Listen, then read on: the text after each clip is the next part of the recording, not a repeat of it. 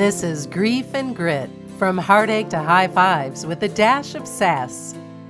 The podcast that turns the tables on traditional grief talks with a fresh, sassy spin. Listen in for candid conversations about the messy, awkward, and downright hilarious aspects of dealing with loss. Because sometimes the best way to cope is with a little laughter and a lot of grit. Hi, Simony. Hi, Maria. How are you? I'm good. How about you? I am good. Have had a busy time Yes, since tell we me last more. met. So, this past week, Saul came home, my son from New York. He came home for a couple of days to surprise my mom for her birthday. Oh, that's so sweet. And oh my gosh, she was so surprised when he walked in. Yeah.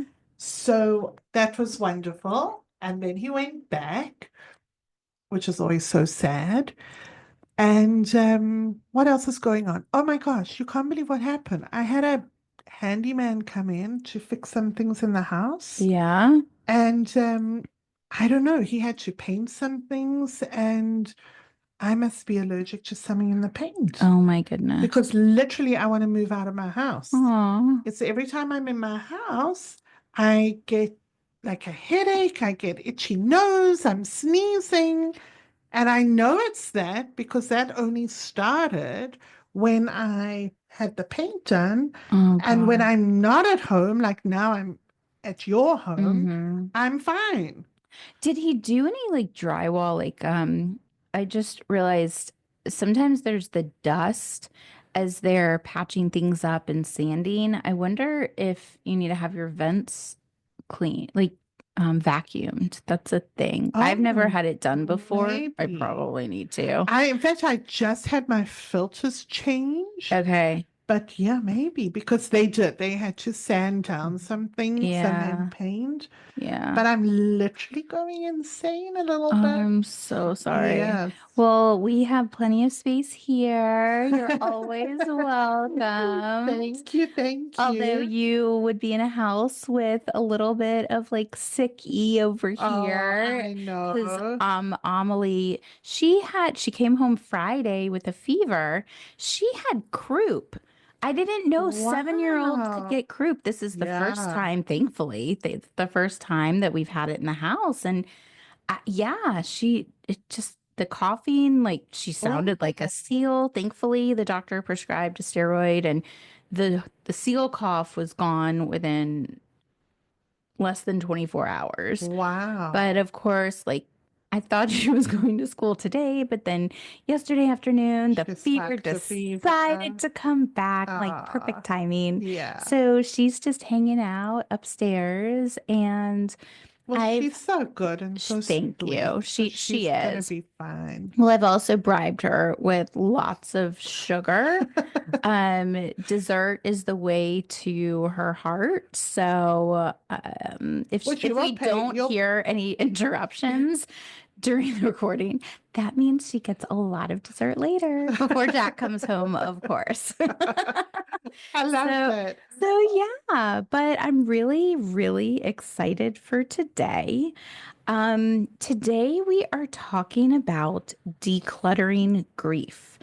And I know for me, this journey, again, I've said this many times, Jared died May 1st. We moved 3 weeks later, and moves come with chaos in Mm-hmm. general. Mm-hmm. And I have been really fortunate to have someone come into my life who has helped me navigate the chaos of life within my house. Um, and that has actually tied in many ways to my Yeah. grief. And Yeah. so today we have certified professional organizer Michelle Cooper here.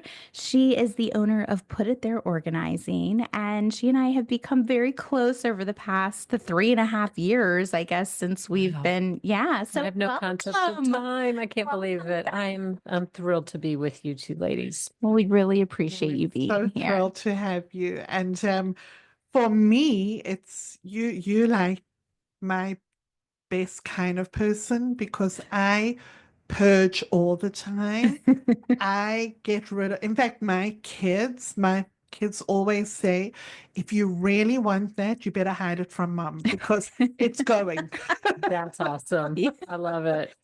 I love, So, so yeah, so that has definitely kept me in yeah. check with my grief journey as well. Well, I Yeah. think with any chaos in life, when there's so much that we can't control or do anything about, we turn to things we do have some power to change or control. For And that sure. can be a calming way to deal with any kind of life transition or anxiety.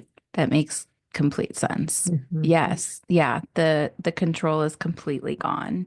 And the chaos, just like living in chaos after a loss. And for me, it was a sudden loss. So it's like Correct. even more chaos, plus having two toddlers. And it just, Definitely. yeah, like I just, I'm going through a project right now. Michelle, I don't know that I've told you about this one, but I'm redoing Jack's room because Oh, every time I walk in there, I am, I become dysregulated.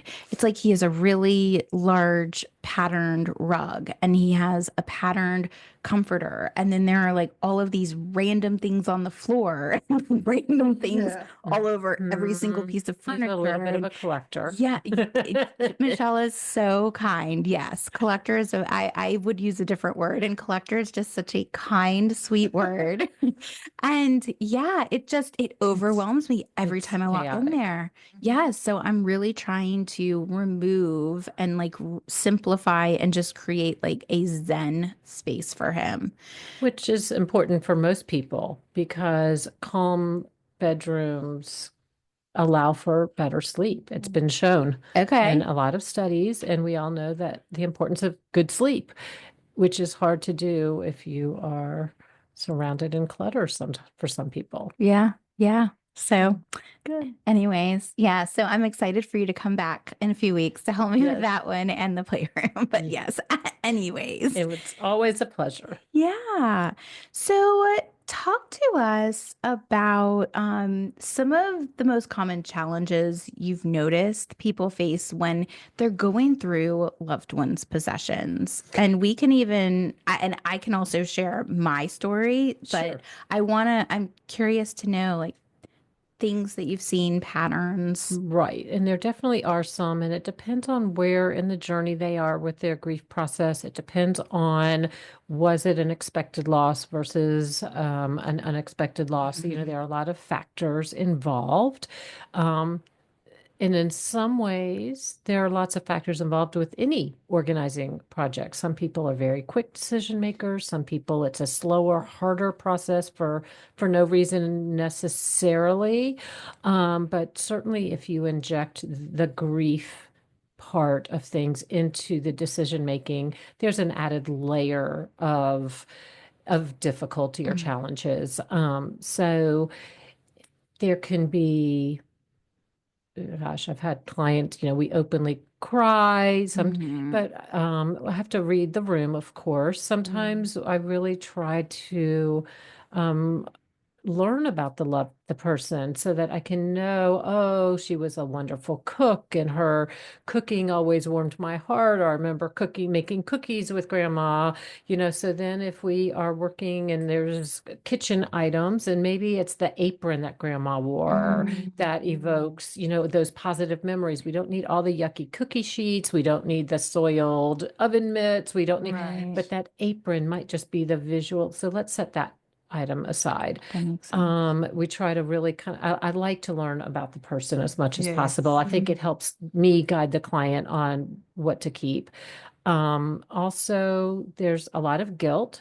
Mm. If especially if the relationship was not what the person wanted, Right. so Yeah. sometimes that That's plays a whole in. nother It's a layer. whole exactly. So there's pieces of that. There's pieces of course, any trips down memory lane. And Mhm. sometimes one minute we could be laughing as they're sharing a story, and the next minute, 5 minutes later would be, there might be tears and we're Mm. grabbing the Kleenex.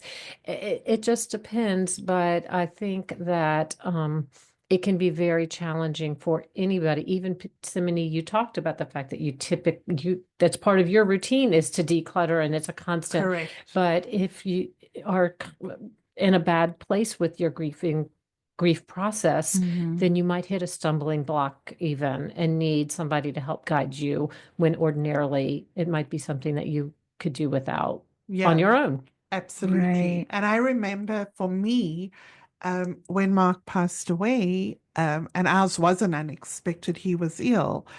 Right.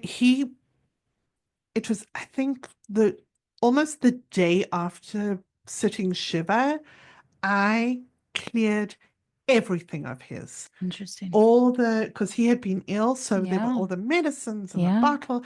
I Yeah. went in and I just threw it all away. And I think, thinking back now, thank goodness I had the the clarity of mind to keep some of the things of his Good. for the children Right. for later on. But I think when I think back now, for me, it was almost like, well, if I throw out his stuff, then I'm throwing away the pain, I'm throwing away the Right. grief, and I'll never have to deal with it again. It'll be a closed door and we're done. Right. Makes sense. I mean, yeah. But not the best way to go about Right. it. And to have the person's physical being with their physical possessions right there, then you expect them to walk in the door for dinner. Right. Perhaps, Yes. as we all know, this is all there's no one way to do it. So some people on the one hand would be like, oh my gosh, what is she doing? He just passed last week and now Right. she's, throwing all of his stuff out. And then for others, it lingered, again, there's no right or wrong. You have to do what is comfortable for you and your family. Right. But I think that you also said something that I had given thought to before this podcast. That is a question you had posed to me, which is, how do you start? And I think starting with things that are the unemotional things, like medicines. We don't need these medicines anymore. These can leave. I can clean out, the sock drawer, or, something that's very unemotional. Right. And easy is to start with some of those types of items. Right. And then you build from there. So while, yes, you did it very quickly and that's okay. Yeah. That worked for you. It's also a really good point to say like that those are items that are good starting points for anybody. That's a good point. Yeah. Yeah. I mean, I was forced to make a decision fairly quickly because of the move. And at that moment, I'm trying to approach everything and still am almost 4 years later, but I'm trying to approach everything with the mindset of no regrets. Right. So if I'm a purger as well, and if I'm purging something, I just want to make sure I'm not going to worry that I did it. Right. So with all of Jared's clothes and everything, I remember, what if Jack wants some of these? I mean, Jared he liked to call himself Spartan. He was a minimalist. Right. And he took a lot of pride in that, but because of that, I don't have much to pass down to give to Jack. Right. He did not have many prized possessions. Right. Because of that, I went ahead and just kept all of his clothes.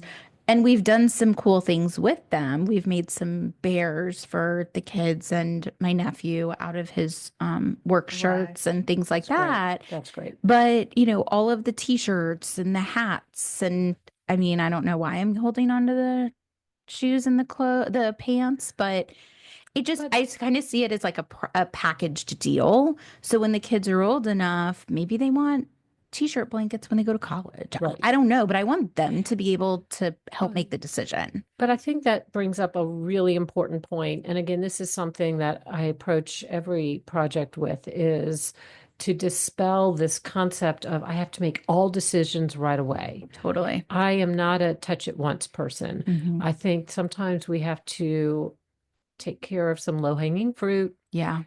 and let that be a way to pat yourself on the back and recognize that you just took an important step. And then as you go through your journey, then you can revisit and make some further decisions. Mm-hmm. And then I think, Greer, you're bringing up a good point because your kids were so little, you don't know yet. So I think it's totally okay to say, you know what, let's put some of this, and fortunately you have a nice closet and space that we can put those things Very in. fortunately, yeah. And then and then revisit it and see, okay, what feels special now. Mm-hmm. And that's okay. I am a big believer. It's not that I allow for procrastination and delayed decisions, Mm-hmm. but I think that it's important to recognize that not all decisions have to be made right out of the gate. Right.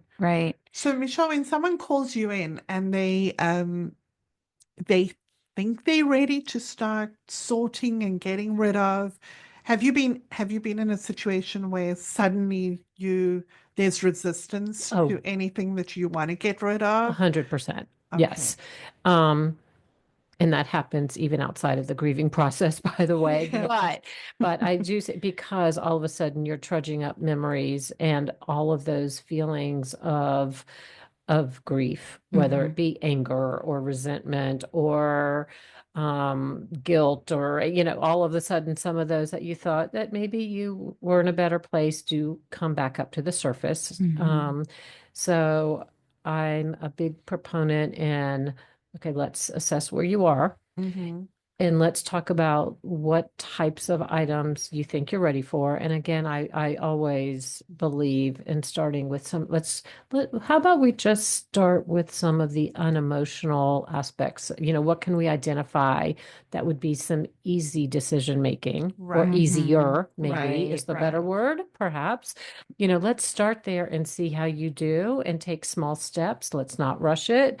Lots of patience and empathy. It needs to Of course. Yeah. So when I get home and I have none, my patience has been worn out. Totally fair. I mean, Yeah. like the kids keeping it bottled up in school for the teachers all day and unloading at home. So there was a good. story once when my kids were younger, and I ran into a client, and actually I don't remember if it was from my real estate days or my organizing days, but I introduced my kid. Oh, this is so and so, introduced them, and the client says, "Oh, your mom is so patient." And like literally the kids were like pointing, going, "Her?" But at any rate, back to the, cute. so, all of that comes in. And if I do feel like, you know what, I think we've made as much progress as we can for where you are right now, let's, take a little bit of a breather before we work with some of the difficult things. How about I check back in with you, or, be proud of what you just accomplished, and know that we'll pick back up when the time is right, because I do want our sessions to be productive and worthwhile. And if even during the course of a normal or typical organizing session, if I feel like the other day I was like, I think I've reached my max with you, like you're done for today. And there was nothing, out of the ordinary involved, but she'd made enough decisions for that. Yes. That's fair. Yes. So what would the next visit look like? It's like, okay, so you went through a lot of some of the unemotional items and and things. What happens when you do get to the things that someone's really attached to? Then we take it slow and we say, we don't start dumping, all of the clothing onto the bed and start again. Let's start with, and for each person it might be different, but maybe let's go through the ties, and let's see if there are any that, maybe the tie from your wedding day, maybe, or, certain ones like, this was his favorite, maybe, that looks like something Jack might like. I don't, let's start with something like that, or, sometimes it can be shoes, or maybe, I'm getting away from, pictures and actual memorabilia or collections tend to be something we kind of put to the end. Although even with pictures, I will say, let's go through let's make an album. Let's pick out, let's pull aside, there was a time when we have all these doubles, or, we have Yes. all of the Yes. When we fuzzy, printed them yucky out. ones, Right. even with pictures, it's like, okay, let's start by getting rid of those, or the trip where you just took pictures of scenery or a zebra, or, Right. and let's pull out the ones where you're together, you're with your family, you're with, some of those, and set those aside. And then I have resources available to where we either scan them, put them on some flash drive so that multiple members of the family can have them, So even Mhm. pictures we can approach from okay, let's get rid of the low-hanging fruit again, Yes. and then work up to the more difficult ones. So each person is different in terms of what category is going to be harder. Mhm. Because somebody might just say, oh my God, he was a tie collector, and there's Right. some really beautiful, expensive, lovely ties. That would be a hard category for me. Whereas for somebody else would be like, yeah, let's just pull out a couple. So I Mhm. have Right. to ask the client, like I would for any client, tell me what I want to work with you on, the parts that are the most challenging. Mhm. And we chip away a little bit at a time. And sometimes our sessions might be shorter because it is going to be emotional. So, I like to at least have a good solid hour and a half to make a lot of progress, but it may not be a 3 hour Right. session because I know that it'll be difficult. And Right. then I'm sure you get clients who can't wait to get rid of somebody's stuff. And I will actually talk to people, and contrary to popular belief, I might say, you know what, I think I'd hold on to that. I think that's something that I think Yeah. I think Right. that feels like, As much as you want to get rid of it, let's right. keep That it. one to me evokes a little bit of sentimentality, or that I could see might be useful, or the kids might like. I think I would. I have actually talked to people out of getting rid of things. Yeah. Yeah. And again, hearing the stories and learning about the person Sure. plays such a large part, and it, brings them to life to where I feel like I actually get to Yeah. know, even if Get I a sense didn't of know the them, and person. You get a sense of who they are. Mhm. Right. Mhm. Right. So I do have, even though this question was kind of one of the last ones on the list you provided, one of the hardest, most emotional projects I did was for a woman whose teenage son died very tragically when they were on a family ski vacation. Oh my goodness. And it was the last day of their trip, and they were kind of doing that one last run, and he died very tragically. Oh, how And awful. and it took her years before she was right. And she got my name from a friend of mine, Mhm. and the room had not been touched. I mean, his backpack was as it had been left the day before that spring break, or Ah. whatever. Everything was exactly as it had been.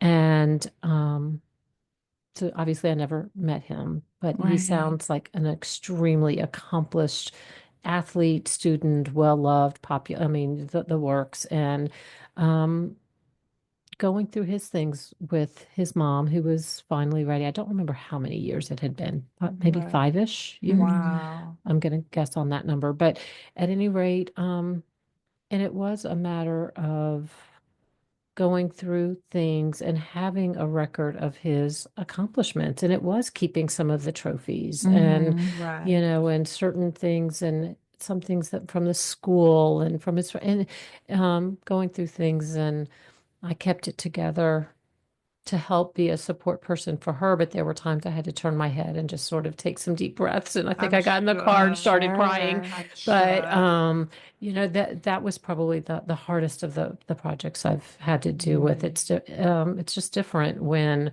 it's Right. something tragic like that versus, a mom or grandmother who lived a long, full Sure. life. Right. Right. Right. That's on a And I whole have nother to teach level. it, and I handle Yeah. them very differently. And we had to, again, work up to the harder parts in his room. Right. Right. Right. Wow. Wow. What do you say to someone who feels that getting rid of belongings means letting go of their loved one? So what I tell people is memories don't typically live in objects. They live in our hearts. They live in our memories.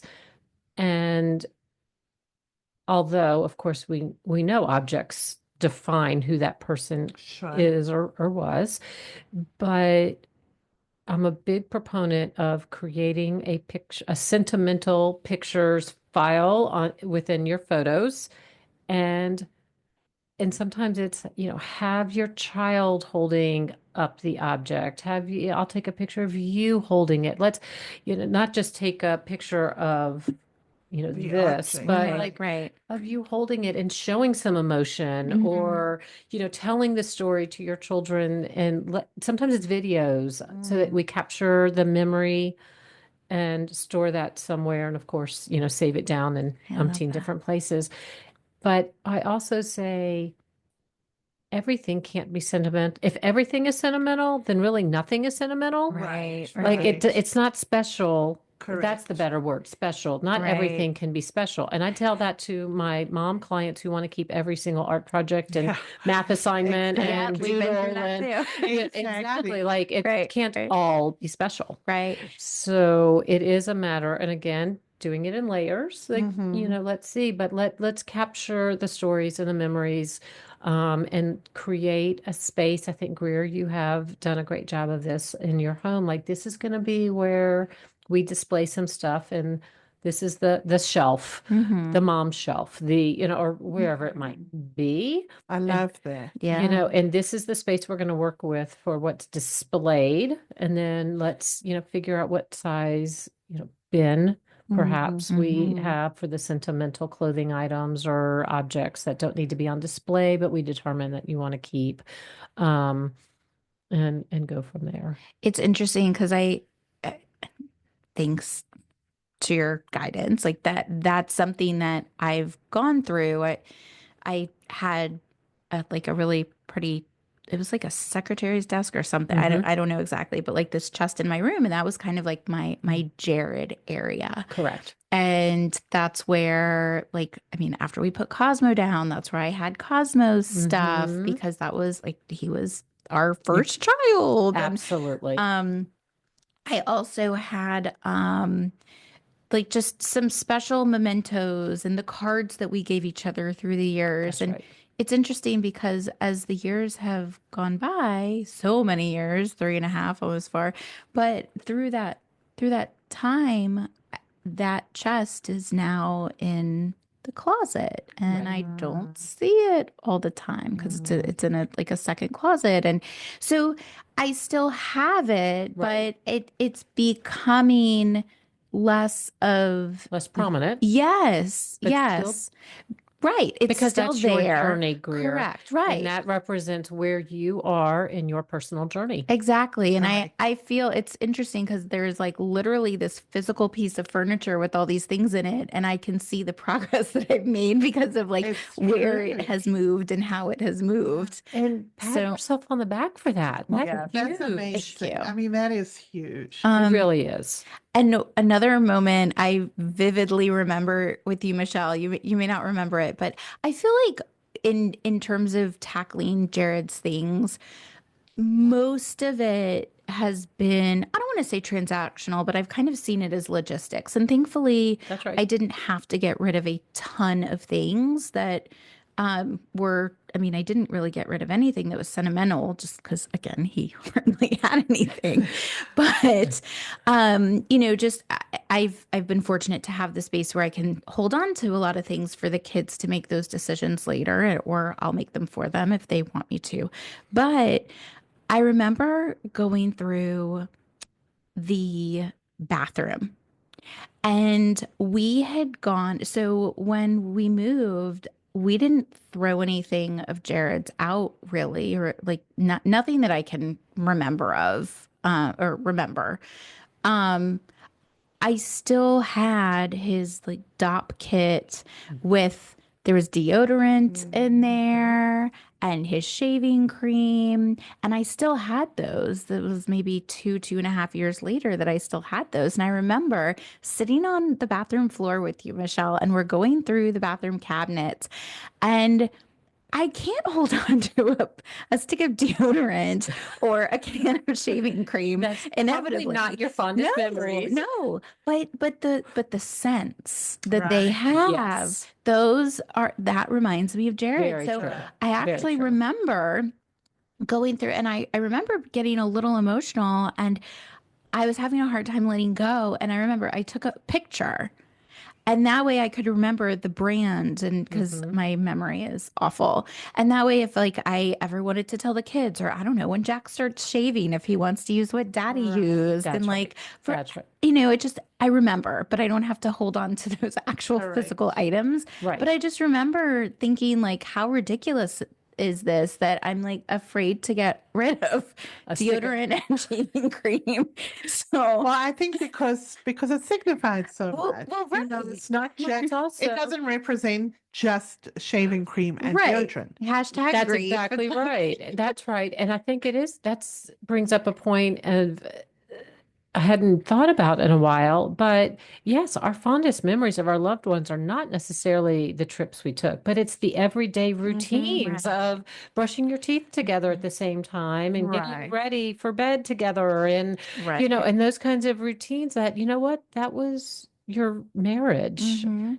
And which is everything from the exotic trips to brushing your teeth. Teeth, Right, exactly. right. Yeah, right. Who's Or picking up the our dry cleaning retainers. today? And right, the I retainers. literally, yes, Yeah. Jared's retainers. Like Yeah. he and I both were retainers. That was like kind of a silly thing we learned as we were dating. And it just Yes. became like this, like, I don't know, it was like a special thing between I us. love it. And So- yeah, I'm like, retainers, like that's gross. Right. But it also But- brings but up yeah, an but important it's- point of whether you have a professional organizer help you or Right. your best friend helping, whoever it is that is helping you Mhm. has to have a level of patience and empathy and Correct. understanding to not say, ooh, that's gross. Right. Right. Because there's something It's gross and beautiful all at the same time. Yeah. that's yeah. exactly right. And who are we to say what evokes Right. fun, special, laughing memories, right? Yeah. So you know what? And brings comfort. Something Right. like that brings comfort. Right. Comfort can be found in a lot of things Yeah. and not necessarily the obvious. And if that's what does it, then you know what? Okay. Mhm. So you know what? Let's put the retainer, which thankfully is housed in a retainer container. Right. And that can go in your Literally. Jared's keepsake bin. And, maybe in another year or two, maybe you'll be like, okay, I really don't need them. I know. I actually can't remember if I threw them out or not, which means they're not close by. So Right. that's probably a good sign. But who knows? Who knows is Yeah, right. I'll probably just take a picture if I do still have them, Right. so the kids can Exactly. see like how goofy. I don't know, like That- both of us But were those are with the our stories you retainers. do Yeah. want to share about him. Correct. Right, Correct. right. Yeah, Yeah. truly the everyday. Right. Yeah. Of Yeah. what dad was like, Right. good, bad, and ugly. Right. And Michelle, I think that it also brings us to the point that, like you were saying, Greer, that you've moved that, desk into further and further away. Yeah, yeah. It's okay also to bring that stuff back out sure. when you need it, right? 100%. Yeah. Absolutely. And you know what? And it could be at a time, when maybe you've met another special, wonderful man who hopefully will be understanding and sympathetic to, you know what? I just need to pull out one of Jared's t-shirts today. Totally. Right. Totally. Right. And Yeah, it makes me think of I don't know if I've mentioned this ever, but I remember watching Modern Love. It was after Mhm. Jared died, and there was an episode with Minnie Driver. I want to say it was like season 2, episode 1 or something like that. And it totally caught me off guard because Minnie Driver, she had lost her first husband. She was remarried and to just this incredibly kind man, and the story was about his car that she still had. Mm. And it was, do I sell it because we need the money? And she was just kind of going back and forth, but she was reliving these memories and stories and conversations with her first husband. And I just remember, I remember watching her second husband be so supportive about her Mhm. forever love of her first husband. And I remember thinking, like, I bawled. I was like, this was about 6 months after Jared died. And I remember thinking, I will be lucky if I can find someone who is that understanding that grief is loving someone or something forever. Correct. And I will never stop loving Jared. And nor should you. Right. And I just watching that and like the story of this car, you should watch it I because know, it's I now watched making me Modern think Love, and like, I'm trying to remember if I saw oh, it. it was the Mini Driver episode. I'll have to, I'll try yeah. to find I'll find the link and I'll text it to But you. It I was just have so beautiful though. I have a good friend, her story's about Allie, who lost her husband in a tragic car accident. And her husband, Jimmy, was an extremely close friend of mine. And Allie is remarried to one of those really special, wonderful men. Mhm. Dan has been so incredibly loving and supportive, and we'll sit there and we'll rehash Jimmy memories together right there in front of him. And he's not at all threatened. He's been nothing but supportive and understanding that that was an important part of Allie's life Right. that will forever live on. And it's Yeah. really special. And I remember talking to her and another friend who also lost her husband, and how different it is dating again when you were happily married. Correct. Mhm. And these men who are almost up against a ghost Right, versus right. a divorce where like you Right. might not have the most fond memory. I mean, Yeah. at some point you did, of course, but it's a very different dynamic Yeah, Right. when for you sure. were happily married and that person was taken sure. from you. Right. Yeah. No, that's Which, so true. so that's what I wanted to ask. I know that we're speaking, a lot about having lost someone and going in and sorting out and Yes. decluttering and all that. Speak to us a little bit about people because it is, as you mentioned now, divorce. That's Yes. a loss, That It is a is. and that is Yes. a grief Yes. process. Is there a difference in when you go into a home that's from a divorce point of view as Or- opposed to Yes. a loss? Well, for starters, and as a generic statement, every organizing project is different. Yeah. All of the Of reasons, course. depending on what they're Totally. calling me for, and Correct. urgency. There are so many. There's no Nuances one. and Every exactly. project is different in and of itself. However, to speak to your point, yes, the dynamics are different, and I do have to again. And again, there are different layers to divorce. Was it amicable? Was it or not? And, you've got all of those emotions. Right. And they are all the same as the the same grieving process.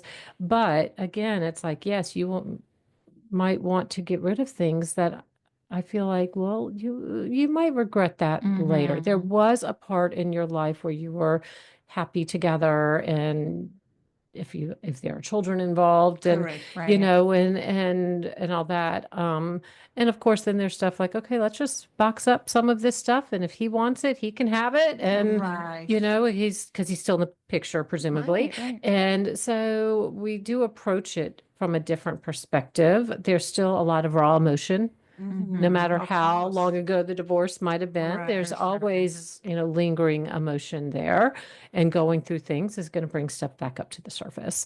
So, but, as we said, and maybe we talked before this podcast on how differently, grief is not just the death of a loved one. Not It's at Right. it could be having a non neurodivergent child, and you have to go through some of those, or losing a job that you loved, and Right. and you have stuff from that job. You have your business cards, you've got your notepads with your name and title or logo, and and all of those kinds of things. And it's, you loved that job, but now you're mad at the company. And so, what do we do about, so, any of these is important. And I think this might be an appropriate place to say that there are organizers out there who offer invaluable assistance to people. Yes. And what they do is so very helpful. Exactly. But I do think if you are going through this kind of a journey, you must have an organizer with the right experience and credentials. I agree. Agreed. Yeah. Agreed. Absolutely. I mean,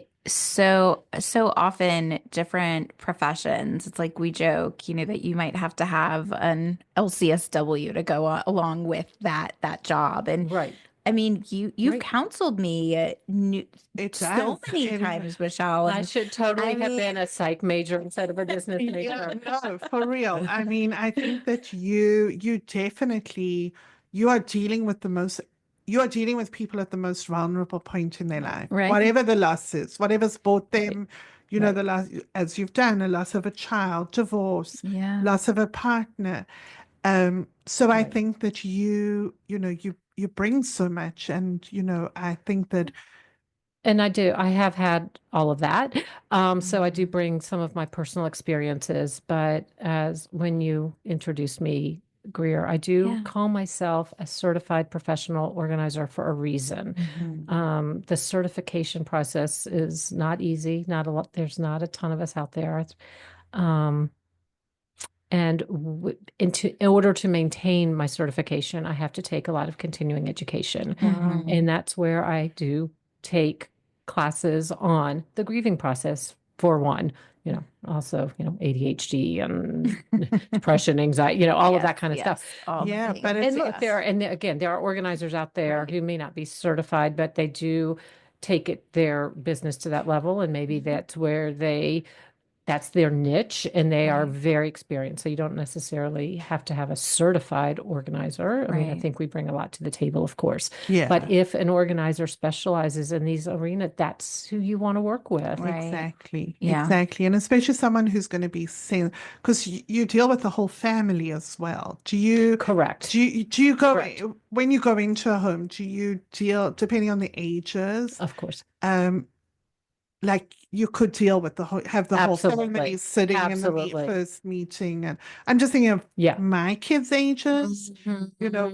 You would sit with them and we would That's go right. through it all together. That's right. Yeah, And of course, the parent knows the children better than I do to tell me, what that conversation might look like. And then sometimes it'd be like, I just think little Johnny is too young for this. He's too correct. sensitive. He's Yeah. having a harder time right now. Yeah. I lean on I'm going to that. make the decision We've for had, him. yeah, Right. we've But had that a then, lot of with Yeah. Jack. Yeah. Jack's things. but then also, I mean, I just did not terribly long ago, maybe 6 months ago, a young woman, adult woman, but grown. Her parents had both passed away, and it had been a number of years. Mm-hmm. And the whole house, 3 stories, basement, first level, second, I mean, everything. Both of her parents had passed away separately, but it had been a number of years. Right. And it was time. Like they're like, Yeah. we have to sell the house Right. and we have to clean out decades of stuff. Right. And, she had a couple of relatives where she would be like, okay, she'd be FaceTiming or sending pictures who wants this. But also she's like, the house has been sitting here with this stuff in it for however many years it had been. And they've had plenty of time to Right. say, I want to come and look through things and take some stuff. And so at this point, like I might offer some things to people too, but at this Right. point, we have a deadline. I've got to get this house on the market. Right. It has to be cleaned out. And, so sometimes it becomes more transactional. And Correct. sometimes it's like, I will ask and two, when it comes to making decisions, it's helpful. You want to be thoughtful of other people, not just family members, but close friends as well, who might want something of that person's. But if you have too many, like, is this a keep? Is it a donate? Do I try to sell it? Is this an estate sale item? Do I give this to Aunt Sally or do I give this to Cousin Joan? Or maybe the grandchild might want. When you start with too many Yeah. choices, it You end up sticking with it. becomes paralyzing and makes it even harder. Right. So not that I want to not include important people in the decision making, but it's also like, okay, let's see what we can do to streamline the Correct. process, Mhm. and figure out whether involving more people helps or complicates. Yeah. Well, So that's a good segue. So I mean, 3 floors, an entire home. I mean, that's a ton of stuff. Correct. So, how would you, where would you start in that situation? What are some maybe systems or tools that you would use to make that process smoother for someone? The first step would be to recognize what are the choices. Let's Okay. make it, as a lot of times when it's an emotional situation, to try to extract the emotion and say, okay, this is what we're dealing with. Mm-hmm. This is how many square feet I have available to keep stuff, or Okay. make it more like that, and identify what the options are, and identify what that donation organization is going to look like. What would be meaningful to you, the family member, what pulls on the heartstrings to feel good, because people will donate more when they feel like it's going to an organization that really speaks to them. Mm-hmm. So we figure that part out. And then then we talk about, we put our game plan together like I would any other project. This is where we're going to start. And we're going to lead up to this. We decide how many sessions, how often are we going to meet? How long are those sessions going to be? What works for you, and any time frame that we are butting up against, if any. Mm-hmm. What is the budget? Do we need assistance to help go through things? Like I assess it like any other project. Yeah, I was going to say it's like a project manager, It is essentially. very Yeah. much a project Okay. manager. And we put that plan together because that's starting. Putting a Yes. plan in place Yes. Okay. is, you've started. You may not have Right. touched one object, but you've started. Okay. And lay that out. And then it's our job to keep on track. And it may be that I come, and we had agreed that we were going to start going through clothing. And the client might, I don't think I can do this today. Mhm. Okay, we're going to pivot. Right. We're going to come up with another way to spend our time together. Mm-hmm. But then it's my job to make sure we get back on track at some point. Correct. And I know for me, you're always so good. Like you have a list of things that I want to tackle that we've talked about. So, if we can't do number one, then we can go to number two or number Correct. three, depending on mood or That's right. what sick kid is home. Right, exactly. Whatever the We have to situation pivot. is. And like Right. all projects, like walking in, like, okay, are we going to finish working in the office today? Right. And the client might say, no, my mother-in-law just told us she's coming for the weekend. We got to go work in the guest room. Exactly. Like, I mean, Right. like, So that's there's got to Right. be flexibility. Right. right. But Game we've got to plans stick can, to the game plan. yeah, the game plan has to be flexible for any number of reasons. Right. But then my job is to get us back on track. Correct. Okay. All right. So, you have shared so much amazing information. Thank you. What's one piece of advice you'd give to someone struggling to begin this process? My biggest piece of advice, again, for a lot of my clients, not just those in the grieving process, but specifically in this, to recognize that you need to be kind to yourself. You're going through it. I get so many clients who say, I should be able to do this. Why can't I do this on my own? Why is this so hard? I'm stuck. I can't, I should be able to. Why can't, kind of some negative self-talk that if I hear it, I will immediately address it and say, no, shoulda, woulda, couldas. Right. First of all. Second of all, you're going to a very, acknowledging, matching them to where they are, but recognizing and giving them some pats on the back, and, just the be kind to yourself is probably where the advice I give the most. Yeah. So, if they're not able to call you for help, what resources, if any, would you recommend? Certainly, if they are not already getting mental health Yeah. support, I Yeah. would start there for Right. sure, Ugh, because you're so right. yeah, and again, seek out the mental health professional who has experience with grief. And that person will also then know of other support groups that might work well, things like that. In this day and age, the books and podcasts and webinar, like all of that are plenty. That can be paralyzing in and of itself. Yeah, like which right. one? So Right. maybe a therapist could help narrow that field down. But there are a couple of organizations, NAPO, which is the National Association of Productivity and Organizing Professionals, which Okay. I belong, has a lot of resources. You can look for organizers in your area and that have the expertise. But again, if they're not ready to have an organizer come in, there's also another wonderful organization called ICD, the Institute for Challenging Disorganization, which offers a lot. It is a wonderful resource for mental health professionals and organizers that we lean on for a lot of education. Interesting. And they have a lot of resources and classes and again, professionals and information available. So I would, Amazing. Yeah. Wow, this has been amazing. Yes. And I think as we're all heading into the spring cleaning Yes. Oh my season, God. right. we can So true. definitely learn a lot from you today, Right. Michelle. Oh, it's my pleasure. I love what you girls are doing. Where can listeners find you to learn more about you and your services? So, the name of my company is Put It There, and my website is put-it-there.com.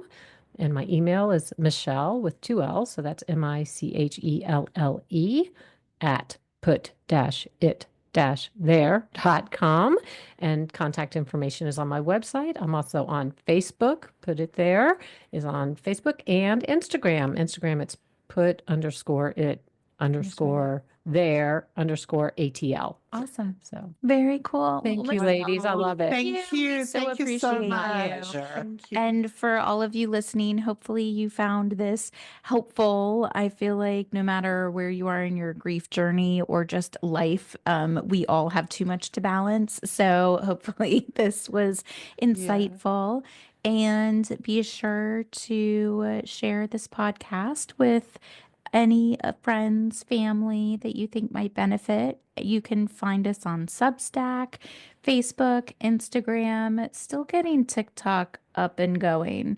That's a little bit of a process. Maybe by the end of the summer. Good. Yeah, Go easy on we're us. going there. Yes, yes. But One step at a Spotify, time. Apple. exactly. Yeah. Anywhere you can find podcasts. So thanks for listening, and we will see you all soon. Bye-bye. Bye. Thanks for listening. If you love what you heard, please follow Grief and Grit and share our podcast with your friends and family.